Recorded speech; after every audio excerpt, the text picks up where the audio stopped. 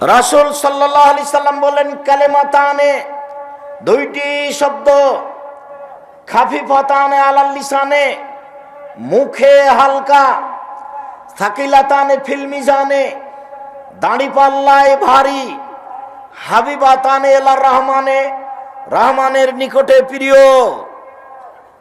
এক সুবহানাল্লাহি ওয়া বিহামদিহি সুবহানাল্লাহিল আযীম। সকালে বিকালে তাসবিহ করতে হবে।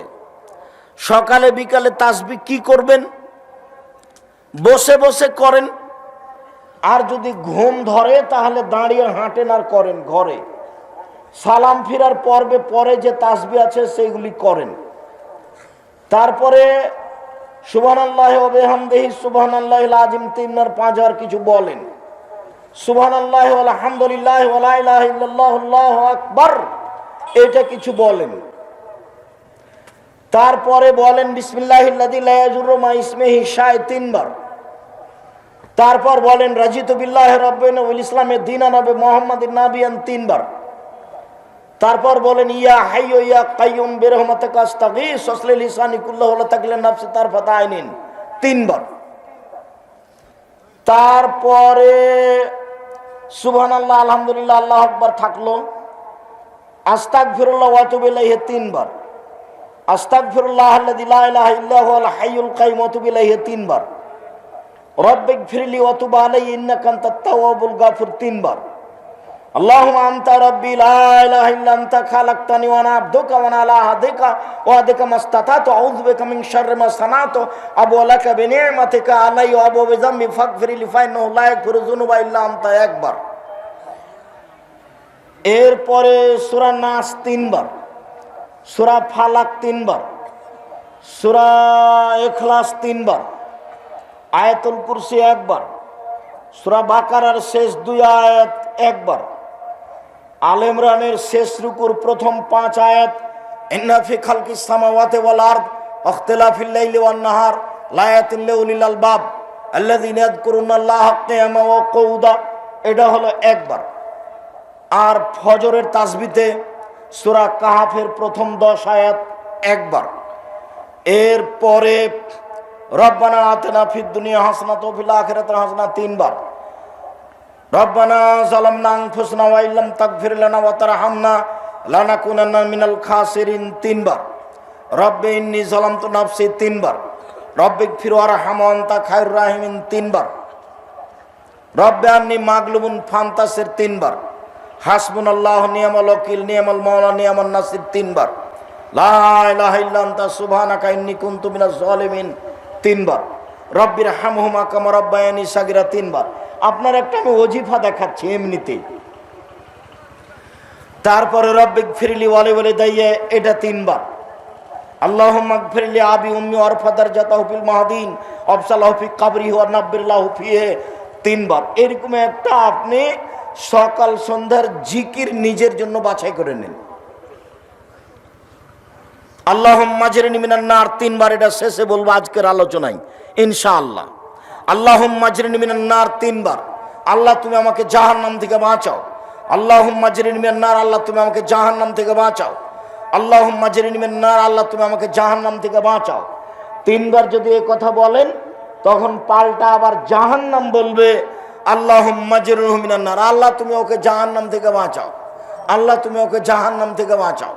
আল্লাহ তুমি ওকে আমার ভিতরে দিও না। আপনি এভাবে বললে জাহান্নাম ওইভাবে বলবে। এই কথা আমি বলিনি, এগুলো মুহাম্মদ সাল্লাল্লাহু আলাইহি সাল্লাম বলেন। জাহান্নামের পরিচয়, বিচারের মাঠে যার নেকির পাল্লা হালকা হবে, ফাম্মুহু হাবিয়া, তার থাকার জায়গা হবে অতীব গভীর গহ্বর হাবিয়া। ওমা আদরাকা মা হিয়া, মুহাম্মদ সাল্লাল্লাহু আলাইহি সাল্লাম আপনি বলতে পারেন হাবিয়া নামক গভীর গহ্বরের পরিচয়, হাবিয়া নামক জাহান্নামের পরিচয় আপনি দিতে পারেন? আমি বলি নারুন হামিয়া, তা হচ্ছে জ্বলন্ত উত্তপ্ত আগুন। জাহান্নাম বলতে আগুনের খণ্ডকে বোঝানো হয়, জাহান্নাম বলতে আগুনের টুকরা। আল্লাহ তাআলা বলেন কাল্লা লা ইউনবাদান্না ফিল হুতামা, অবশ্যই তাকে চূর্ণ বিচূর্ণকারী হোতামা নামক জাহান্নামে নিক্ষেপ করা হবে। আমাদরা কামাল হোতামা, মোহাম্মদ সাল্লাল্লাহু আলাইহি সাল্লাম আপনি কি বলতে পারেন চূর্ণ বিচূর্ণকারী হোতামা নামক জাহান্নামের পরিচয়? আপনার কি জানা আছে এই জাহান্নামের পরিচয়? আমি বলি নারুল্লাহিল মুকাদা, তা হচ্ছে জ্বলন্ত উত্তপ্ত আগুন। সাউসলিহে সাকার, আমি তাকে সাকার নামক জাহান্নামে নিক্ষেপ করব। আমাদরা কামা সাকার, মোহাম্মদ সাল্লাল্লাহু আলাইহি সাল্লাম আপনি বলতে পারেন সাকার নামক জাহান্নামের পরিচয়? আপনার কি জানা আছে সাকার নামক জাহান্নামটি কি? আমি বলি লা তুবকি ওয়ালা তাজার, সাকার এমন একটি জাহান্নাম যে জাহান্নাম মানুষকে ছাড়বেও না, যে জাহান্নাম মানুষকে মারবেও না, তার নাম জাহান্নাম। আল্লাহ অন্য জায়গাতে বলেন লা ইয়ামুতু ফিহা ওয়ালা ইয়াহইয়া, জাহান্নাম এমন একটি জায়গা যেখানে মানুষ মরবেও না, যেখানে মানুষ বাঁচবেও না। আল্লাহ তাআলা অন্য জায়গাতে বলেন ওয়ায়াতিহিল মাউতু মিন কুল্লি মাকানিন ওয়া মা হুয়া বিমাইয়াত, জাহান্নাম এমন একটি জায়গা যেখানে মানুষকে তার মরণ চতুর্দিক থেকে ঘেরে ধরবে কিন্তু ও মরবে না, তার নাম জাহান্নাম। সম্মানিত দিনী ভাই বোন, আমি আপনাকে কোরআন মাজিদ থেকে জাহান্নামের পরিচয় দেখাচ্ছিলাম, একটু রাসূল সাল্লাল্লাহু আলাইহি সাল্লামের মুখ থেকে জাহান্নামের পরিচয় দেখা। এই ছেলে, আর একজনের গায়ে হাত দিয়ে দাও, বসে আছো?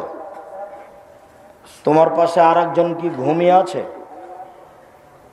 ইচ্ছা করলে আপনি কালকে আমাকে ডেকে উপস্থিত করতে পারবেন না, এটা সহজ নয়। কাজেই সময়কে একটু মূল্যায়ন করেন।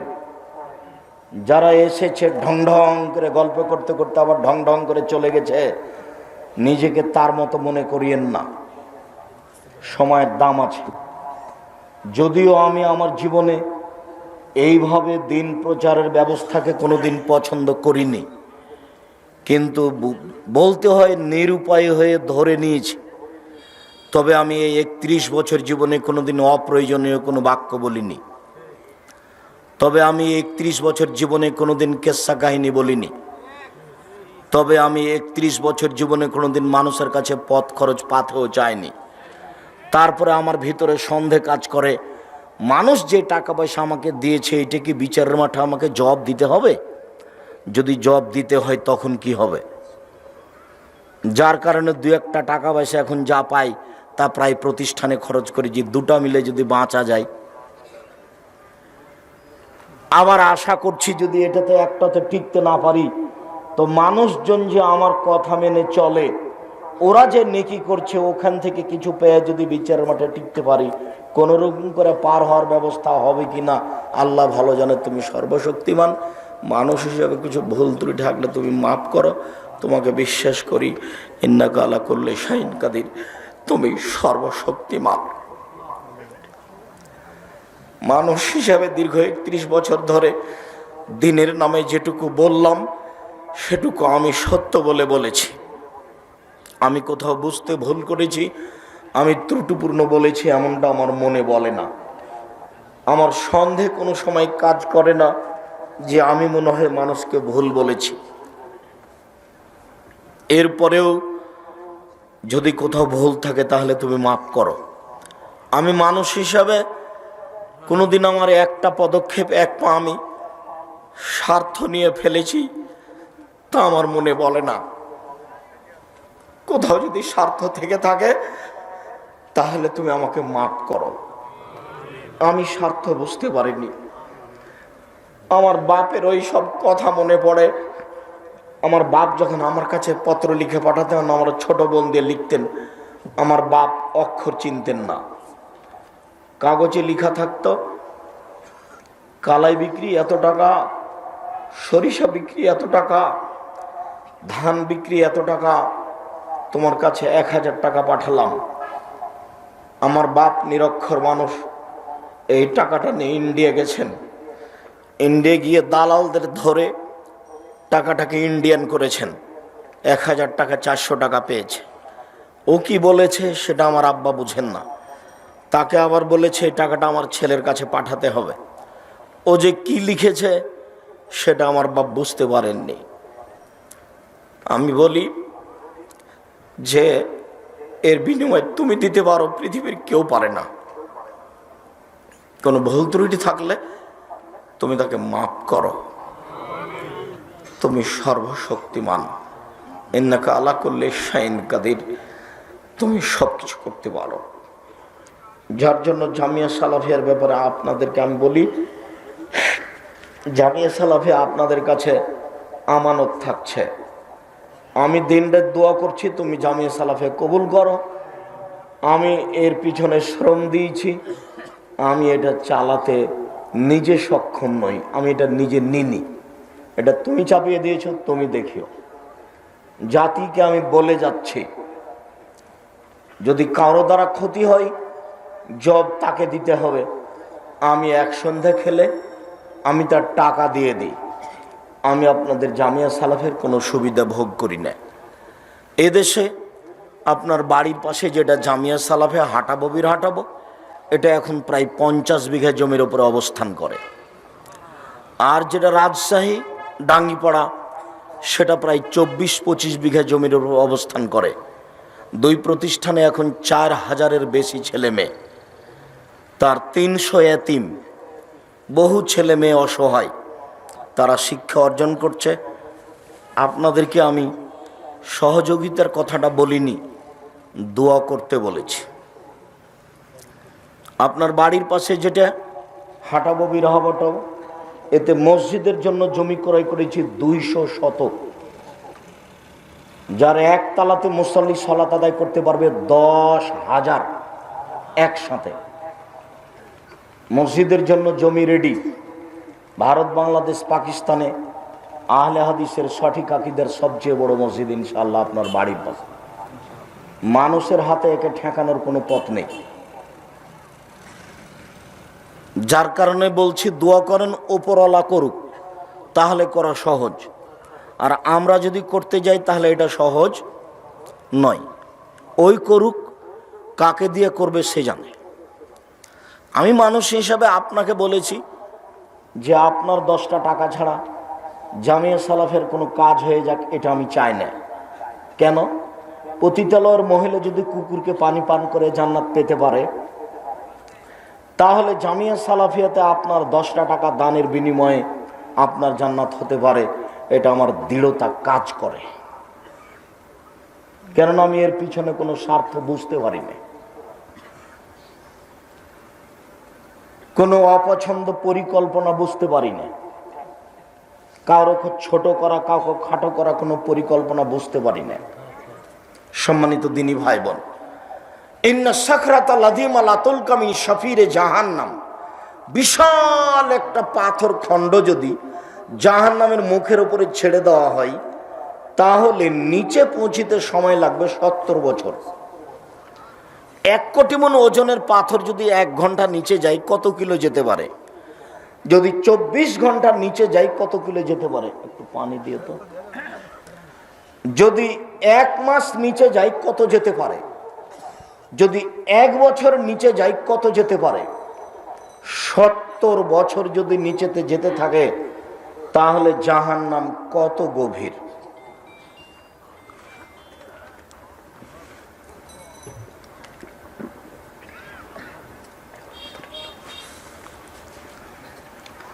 জাহান্নামের সব নিচে হিন্দু থাকবে, এ কথা আল্লাহর নবী বলেননি, তবু জাহান্নামে যাবে তারা। ইহুদি খ্রিস্টান থাকবে, এ কথা বলেননি, তবে তারা জাহান্নামে যাবে। বলেছেন যারা মুনাফিক, যারা দোকানে বসে আড্ডা পিটে মানুষের বদনাম করে, এর কথা ওকে লাগে, ওর কথা একে লাগে, ওরা যাবে। জাহান্নাম জান্নাতের দরজায় যদি একসাথে মানুষ জিন ফেরেশতা একসাথে ঢুকে, তো দরজায় ঢুকতে অসুবিধা হবে না। জাহান্নামের পরিচয় আমি কি দিয়ে দিতে পারি? মানুষের বিবরণ দি জাহান্নামের, তাহলেও কিছু বোঝা যাবে। রাসূল সাল্লাল্লাহু আলাইহি ওয়াসাল্লাম বলেন, ইন্না গিলজা জিলদে জাহান্নাম ইসনানে আরবাউনা জেরা, জাহান্নামীর গায়ের চামড়া হবে 42 হাত মোটা। অন্য জিরসাহু মিসলু উহুদিন, ওর দাঁত হবে উহুদ পাহাড়ের সমান। উহুদ পাহাড় হলো 4 কিলোমিটার প্রশস্ত, 8 কিলোমিটার লম্বা। নিচে কত আছে তা মানুষ জানে না। রাসূল বলছেন ওয়াইন্না ফাঁকে জবাই মিসল বাইজা, জাহান্নামের উরু রান হবে বাইজা পাহাড়ের মতো। বাইজা পাহাড় হচ্ছে 39 কিলোমিটার লম্বা। ওয়াইন্না মাজলিসু মিন জাহান্নাম বাইনা মক্কা ওয়াল মদিনা, একজন জাহান্নামীর বসার জায়গা হবে 450 কিলোমিটার। বাইনা মানকেবাইল কাফির লিরাকিবিল মুসরির সালাসা আইয়াম, একজন জাহান্নামীর ডান কাঁধ থেকে বাম কাঁধে পৌঁছিতে একটা দ্রুতগামী ঘোড়াকে 3 দিন সময় লাগবে।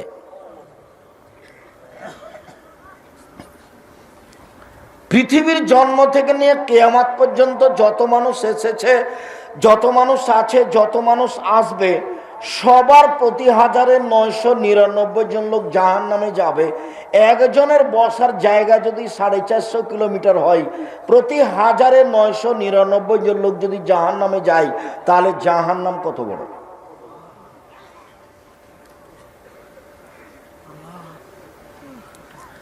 জাহান্নামকে টেনে হেঁচড়ে বিচারের মাঠে নিয়ে যাওয়া হবে, তাহলে জাহান্নাম রেডি আছে। কেন রেডি তো আছে, শুনেননি? ওই যে আল্লাহ রাসূল বলছেন আমি স্বপ্নে জান্নাত দেখলাম, জাহান্নাম দেখলাম। জান্নাতে যখন ঘুরছিলাম দেখলাম একটা সুন্দর টকটকে ঝকঝকে ঘর, পাশে একজন বৃদ্ধা মহিলা পানি নিয়ে অজু করছে, হাত পা ধুচ্ছে। আমি বললাম মহিলা বলতে পারে এই ঘরটা কার? তাহলে মহিলা বললো এই ঘরটা উমারের। তো আমার মন চাইলো আল্লাহু সামাদ, ঘরের বাহির যদি এত ঝকঝকে হয়, ভিতরই বা কেমন? তো আমার একটু ভিতরটা দেখার স্বাদ হলো। এরপরে মনে পড়লো উমার, এটা উমারের ঘর, এত বড় মানুষের ঘরে ঢোকা যাবে না। উমারের আত্মমর্যাদা হিসাব করে আমি ভিতরে ঢুকলাম না। সকাল হয়ে গেল, উমারের সাথে দেখা। উমার, স্বপ্নে আমি জান্নাত জাহান্নাম দেখলাম, জান্নাতে ঘুরতে ঘুরতে তোমার ঘরটা দেখলাম। তোমার ঘরটা দেখে আমার ভিতরে ঢোকার স্বাদ জাগলো, কিন্তু তোমার আত্মমর্যাদাকে হিসাব করলাম, এত বড় মানুষের ঘরে আমি ঢুকি কি করে, তাই আমি ঢুকিনি। এই কথা বলতে না বলতে উমার বলছেন আল্লাহর নবী আপনি আমার আত্মমর্যাদাকে খেয়াল করেন।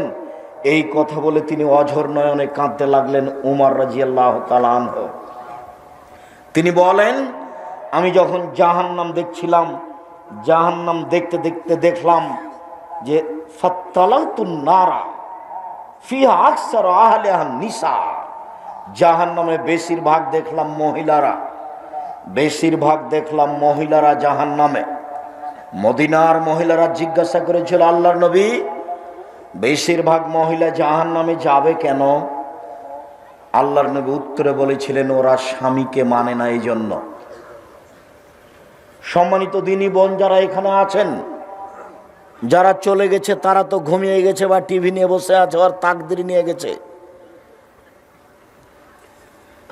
যারা চলে গেছে তাদের স্বামীকে বলছি ও বাড়িতে যে আপনার বউ কি করছে, আপনার বউ কি করে, আপনার বউ কি এমন করতে পারে, আপনার বউ কয় টাকার মালিক, আপনার বউ কয় পয়সা বিদ্যা রাখে, জানেই বাকি, আপনার কি ধারণা? মনে কষ্ট নেন না, আপনি আমার কাছের দিনী ভাই।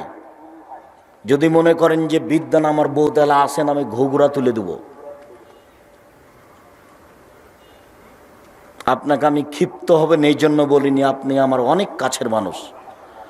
আপনাকে আর আপনার স্ত্রীকে সামনে রেখে আমি এসেছি, কিছু কথা বলবো এই জন্য। আপনি দাম দিবেন না মানে? আপনাকে আমি অনেক ভালোবাসি, আপনি আমাকে যতটুকু ভালোবাসেন তার চেয়ে আমি আপনাকে বেশি ভালোবাসি। আমি কোনোদিন কেচ্ছা কাহিনী বলিনি, কেচ্ছা কাহিনী বলতে আসিনি। আপনি আসবেন আর চলে যাবেন তা তো আমি পছন্দ করি না, আর আমি সারা রাত বক্তব্য দিই না। আমি আব্দুল্লাহ বিন ফজল রাহিমাহুল্লাহ নই, আমার কাছে অত বিদ্যা নেই, আমি বক্তব্য দিতে দিতে ফজর করতে পারি না।